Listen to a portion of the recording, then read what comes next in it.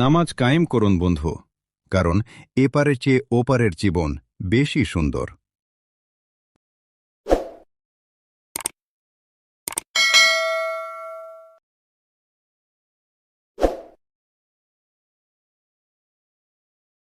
বিশ্বকাপের শেষ ধাপে টিকিট বিক্রির সময় ঘোষণা করেছে ফিফা। এই ধাপে টিকিট বিক্রি শুরু হবে ১ এপ্রিল থেকে, চলবে বিশ্বকাপের শেষ দিন পর্যন্ত। বিশ্বকাপ চলাকালীন টিকিট বিক্রি হওয়ায় একদিনে একাধিক টিকিট অ্যাভেইলেবল হওয়ার সম্ভাবনা আছে। আসন্ন মেগা ইভেন্টের ১০৪ ম্যাচের সবকটি হাউসফুল হবে বলে প্রত্যাশা ফিফা সভাপতি জিয়ান্নি ইনফান্তিনোর। বিশ্বকাপের টিকিট মানেই তো সোনার হরিণ, যে টিকিটের জন্য কাড়াকাড়ি লাগে বিশ্বের ফুটবল ভক্তদের মাঝে।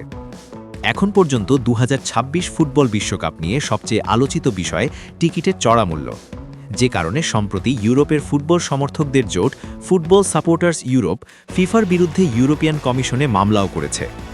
এরই মাঝে আমেরিকা, কানাডা, মেক্সিকোতে অনুষ্ঠিতব্য বিশ্বকাপের শেষ ধাপে টিকিট বিক্রির সময় ঘোষণা করেছে বিশ্ব ফুটবলের সর্বোচ্চ সংস্থাটি। এখন পর্যন্ত কয়েক ধাপে টিকিট ছেড়েছিল ফিফা, যেখানে সবকটি টিকিটই বিক্রি হয়ে গেছে। শুধু তাই নয়, এরপরও অসংখ্য টিকিটের চাহিদা এসেছে ফিফার কাছে, যে কারণে ফিফা সভাপতি জিয়ান্নি ইনফান্তিনো এবারের বিশ্বকাপের টিকিটের চাহিদা নিয়ে মন্তব্য করতে গিয়ে বলেছেন, এবার চাহিদা একসঙ্গে ১০০০ বছরের বিশ্বকাপের সমান। আসন্ন মেগা ইভেন্টের ১০৪ ম্যাচের সবকটি হাউসফুল হবে বলে প্রত্যাশা করেন ইনফান্তিনো।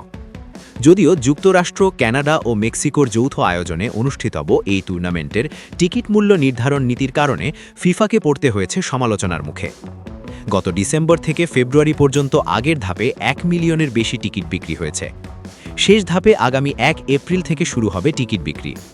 বিশ্বকাপের ১১ জুন থেকে ১৯ জুলাই শেষ দিন পর্যন্ত সাধারণ বিক্রির জন্য অতিরিক্ত এই টিকিট ছাড়া হচ্ছে।